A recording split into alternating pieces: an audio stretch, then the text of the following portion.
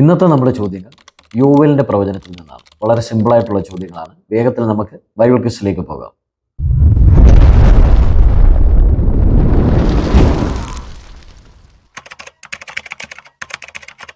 സിയോൻ്റെ പുതിയൊരു വീഡിയോയിലേക്ക് എല്ലാവരെയും ഹാർദവമായി സ്വാഗതം ചെയ്യുകയാണ്. എല്ലാവർക്കും സുഖമെന്ന് വിശ്വസിക്കുന്നു. പലരുടെയും കമൻറ്റുകളൊക്കെ കാണുവാനായിട്ടിടയായി. നമുക്ക് ഒരുമിച്ച് ദൈവവചനം പഠിക്കുവാനായിട്ട് ഈ ബൈബിൾ ക്വിസ് കാരണമായി തരട്ടെ.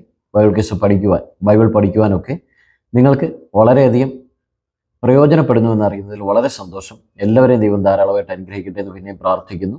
നമ്മുടെ കഴിഞ്ഞ ദിവസത്തെ ചോദ്യങ്ങളും ഉത്തരങ്ങളും എന്താണെന്ന് നോക്കാം. നമ്മുടെ കഴിഞ്ഞ ദിവസത്തെ ചോദ്യങ്ങൾ ഹോശയുടെ പ്രവചനത്തിൽ നിന്നായിരുന്നു. നമ്മുടെ ആദ്യത്തെ ചോദ്യം ഇതായിരുന്നു: പൊടിയപ്പെടുന്നത് ആരാണ്? ഉത്തരം ഇതാണ്: ശമര്യയുടെ പശുക്കിടാവ് നുറുങ്ങിപ്പോകും. ഹോശയ 8:6. നുറുങ്ങിപ്പോകും എന്നതിന് പകരമായിട്ടായിരുന്നു പൊടിയപ്പെടുന്നത് എന്ന് ചോദിച്ചത്.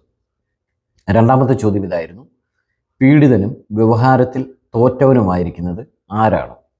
ഉത്തരം ഇതാണ്: എഫ്രയീം. ഹോശയുടെ പ്രവചനം 5-ാം അധ്യായം 11-ാം വാക്യം. മൂന്നാമത്തെ ചോദ്യം ഇതായിരുന്നു: ബലി കഴിക്കുന്ന മനുഷ്യൻ ചുംബിക്കുന്നത് ആരെയാണ്? ഉത്തരം ഇതാണ്: കാളക്കിടാങ്ങളെ. ഹോശയ 13:2. നാലാമത്തെ ചോദ്യം ഇതായിരുന്നു: ദൈവം ഇസ്രായേലിനെ എങ്ങനെയാണ് സ്നേഹിച്ചത്? ഉത്തരം ഇതാണ്: ഔദാര്യമായി സ്നേഹിച്ചു. ഹോശയ 14:4.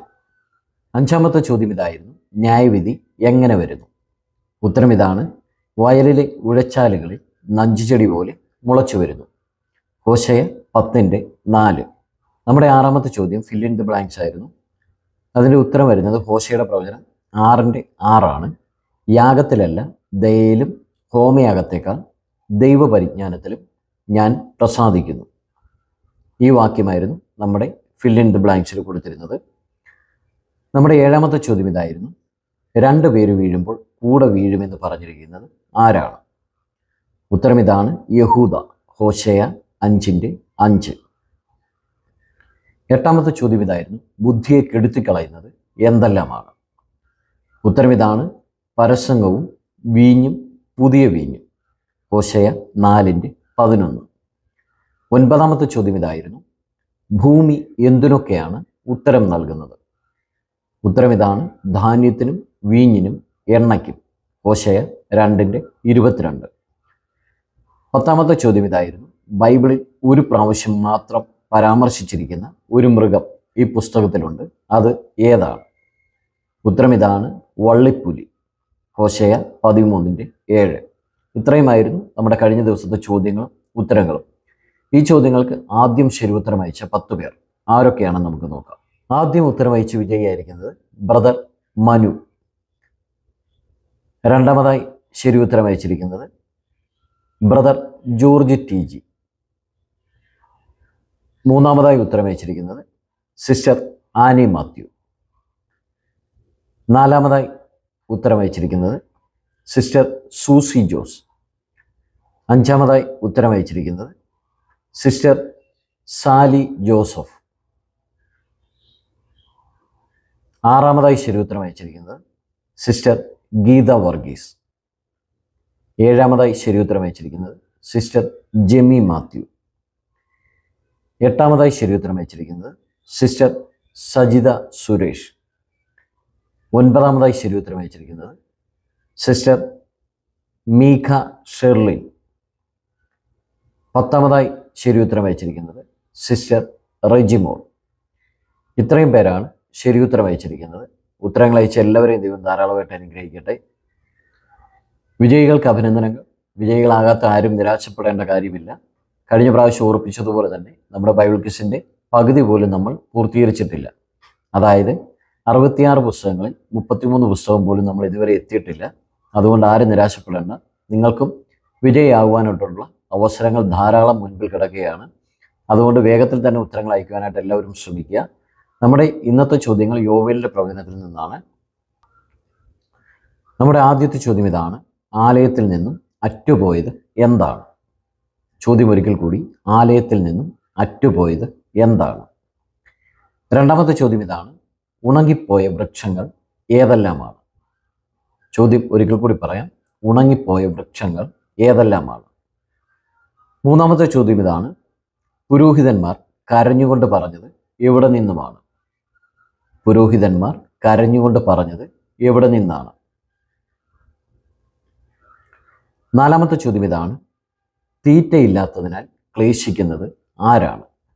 ചോദ്യം ഒരിക്കൽ കൂടി: തീറ്റയില്ലാത്തതിനാൽ ക്ലേശിക്കുന്നത് ആരാണ്? അഞ്ചാമത്തെ ചോദ്യം: ഫലസമൃദ്ധികൾ എന്തെല്ലാമാണ്? ചോദ്യം ഒരിക്കൽ കൂടി: ഫലസമൃദ്ധികൾ എന്തെല്ലാമാണ്? ആറാമത്തെ ചോദ്യം ഇതാണ്: വടക്ക് നിന്നുള്ള ശത്രുവിൻ്റെ പിൻപടയെ എവിടെയാണ് ഇട്ടുകളയുന്നത്? ചോദ്യം ഒരിക്കൽ കൂടി പറയാം: വടക്കു നിന്നുള്ള ശത്രുവിൻ്റെ പിൻപടയെ എവിടെയാണ് ഇട്ടുകളയുന്നത്? ഏഴാമത്തെ ചോദ്യം ഇതാണ്: ശിത്തീം താഴ്വരയെ നനയ്ക്കുന്നത് എന്താണ്?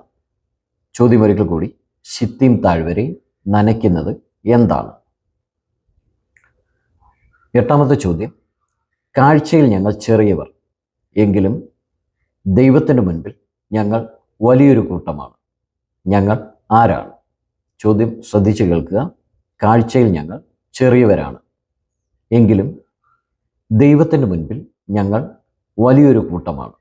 ഞങ്ങൾ ആരാണ്? ഒൻപതാമത്തെ ചോദ്യം ഇതാണ്: ഈ പുസ്തകത്തിൽ ഞാൻ ഒരത്ഭുതമാണ്. എന്നാൽ പഴയ നിയമത്തിലെ ഒരു ചരിത്ര പുസ്തകത്തിൽ ഒരു കൂട്ടർക്ക് പിന്നിലേക്ക് നോക്കുവാൻ ഞാനൊരു സൂചനയായിട്ടുണ്ട്. എങ്കിൽ ഞാൻ ആരാണ്? ചോദ്യം ഒരിക്കൽ കൂടി പറയാം: ഈ പുസ്തകത്തിൽ ഞാൻ ഒരത്ഭുതമാണ്. എന്നാൽ പഴയ നിയമത്തിൽ ഒരു ചരിത്ര പുസ്തകത്തിൽ ഒരു കൂട്ടർക്ക് പിന്നിലേക്ക് നോക്കാൻ ഞാനൊരു സൂചനയായിട്ടുണ്ട്. എങ്കിൽ ഞാൻ ആരാണ്? പത്താമത്തെ ചോദ്യം ഇതാണ്: യേശുവിൻ്റെ ഒരു ഉപമയിൽ പറഞ്ഞ രണ്ടിടങ്ങൾ ഈ പുസ്തകത്തിൽ ഒരു വാക്യത്തിൽ കാണുന്നു. അത് ഏതൊക്കെയാണ്? ചോദ്യം ഒരിക്കൽ കൂടി പറയാം: യേശുവിൻ്റെ ഒരു ഉപമയിൽ പറഞ്ഞ, അതായത് യേശു പറഞ്ഞ ഒരു ഉപമയിൽ പറഞ്ഞ രണ്ടിടങ്ങൾ ഈ പുസ്തകത്തിൽ ഒരു വാക്യത്തിൽ കാണുന്നു. അത് ഏതൊക്കെയാണ്? ഇത്രയുമാണ് നമ്മുടെ ഇന്നത്തെ ചോദ്യങ്ങൾ.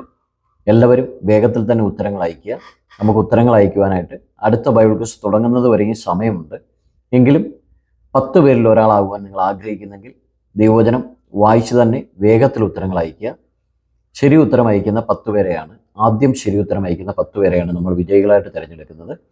ഈ ചോദ്യത്തിന് ഉത്തരങ്ങൾ അയക്കേണ്ടത് ഈ വീഡിയോയ്ക്ക് താഴെ തന്നെയാണ്. മറ്റു വീഡിയോയുടെ താഴെ കൊണ്ടുവന്ന് നിങ്ങൾ ഉത്തരങ്ങൾ അയക്കരുത് ദയവായിട്ട്.